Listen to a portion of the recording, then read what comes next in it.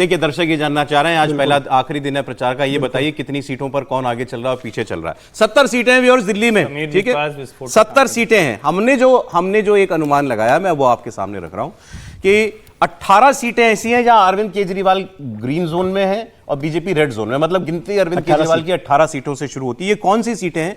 ये वो 18 सीटें हैं जहां पर 2024 के लोकसभा चुनाव में जब 7 सीटें एक लहर में 54% वोट लेकर के बीजेपी जीत गई थी, इन 18 असेंबली सेगमेंट्स में बीजेपी उस दौर में भी पीछे थी।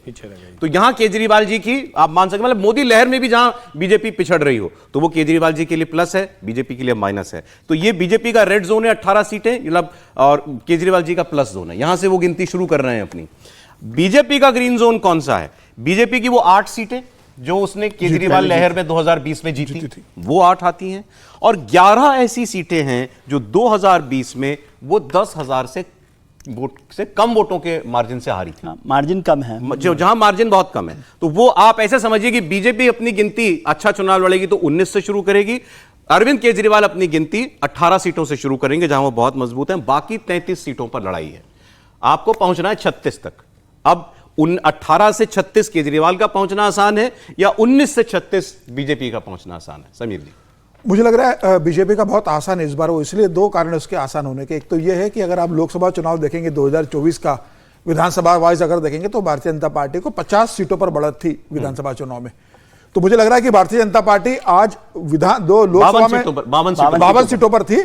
जिस तरीके से भारतीय जनता पार्टी को लोकसभा में विधानसभा सीटों पर बढ़त मिली थी, अब बजट के बाद और मध्यम वर्गीय और अपर मिडिल क्लास जो है, जिन्होंने केजरीवाल को 2 चुनाव में वोट किया था, मुझे लग रहा है एक बड़ा वोट बैंक वो शिफ्ट भारतीय जनता पार्टी के पास होने वाला है। तो भारतीय जनता पार्टी इस बार बड़े एज के ऊपर है। आप कह रहे हैं वो 36 के मार्क तक पहुंचना, जादुई आंकड़े तक बीजेपी का आसान है, बहुत आसान है सर। शॉर्ट में फिर मैं वोट बैंक की बात करता हूं। बीजेपी को कोई विरोधी वोट से कोई मतलब नहीं है, उसका रिलेक्टेंट वोट यदि एक्टिव हो जाए तो उसके लिए मुश्किल नहीं होगी। जो 52 सीटें आप कह रहे हैं, तो उन 52 सीटों में जो वोट बढ़ा था उसका, वो सस्टेन कितना कर सकती है, उससे चुनाव नतीजा बदलेगा। मैंने कहा 36 की लड़ाई में इस वक्त आगे कौन बेहतर स्थिति में है? बीजेपी।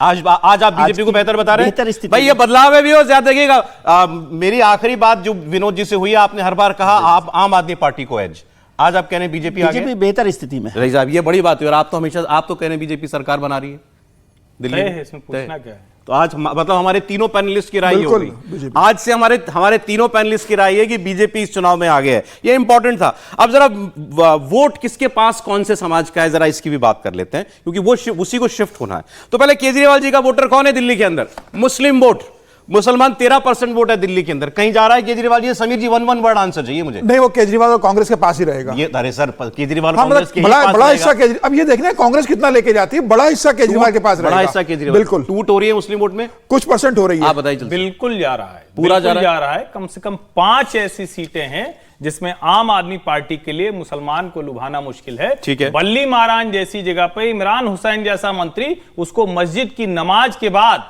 उसके बाद भागना पड़ता है, उससे लोग लड़ते हैं, कहते हैं तुम काम नहीं। वो टूट रहा है, मतलब बिल्कुल टूट रहा है। इससे आप आम आदमी पार्टी को नुकसान होगा। ऑलराइट, ठीक है। अब महिला वोट देखिए, बड़ा वोट बैंक है आम आदमी पार्टी का। ये 2100 रुपए का उन्होंने वादा भी किया है, बीजेपी ने 2500 रुपए देने का वादा किया। बल्कि मोदी जी ने तो कहा कि 8 मार्च को महिला दिवस पर आपके अकाउंट में पैसा आ जाएगा। महिला वोट किसकी तरफ, समीर जी?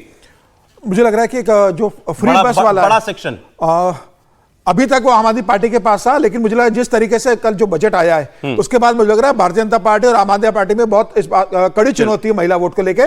लेकिन पल्ला आखिरी में भारतीय जनता पार्टी का भारी रहने वाला है। महिला वोट प्रेफर करेंगे बिल्कुल भारतीय जनता पार्टी को। और अब सबसे बड़ा सेक्शन जो है पूर्वांचलियों का, 20 से 25%। आपको याद होगा कल की रैली में मोदी जी ने बिहार की खूब बात की थी, 60,000 करोड़ बजट में मिले हैं उनको भी। पूर्वांचली अभी तक अरविंद केजरीवाल का वोटर है, टूट रहा है इस बार नहीं। अब तो उसको दिख रहा है ना कि हमारी वाली ताकत यहां भी है, बिहार में है, वो भाजपा के साथ जाएगा, भाजपा के साथ जा रहा है। भ्रम नहीं। दलित वोट की हम लोगों ने बात की, दलित 18% वोट है, ये भी केजरीवाल जी का वोटर था। दलित वोट भी इस बार बिखराव में है विजय जी? बिल्कुल नहीं है, ये केजरीवाल जी के साथ। केजरीवाल जी के साथ मतलब 10-5% हो, वो उससे कोई मतलब नहीं। बाकी मोटे तौर पर आम अभी हम आदमी लोग पार्टी चर्चा के कर रहे थे वाल्मीकि नाराज है। नहीं, कोई ना, मतलब नाराज थोड़ा सा हुआ। एक तो क्या हुआ कि 10 साल से आम आदमी पार्टी के साथ सहानुभूति थी उसकी वाल्मीकि वोट की, क्योंकि बीजेपी के पास एमसीडी थी। अब जब एमसीडी उनके पास आ गई तो वो नाराजगी उनके साथ हो रही है, लेकिन फिर भी मोटे तौर पर मतलब 70% से कम वोट वाल्मीकि का या दलित वोट जो है आम आदमी पार्टी। आखिरी मिडिल क्लास लुभा लिया मोदी जी ने या नहीं? लास्ट। यही है वो 38 और 54 का खेल। भारतीय जनता पार्टी ने उसको अपने पक्ष में बहुत सलीके से कर लिया है। भरोसा मोदी पर ज्यादा है।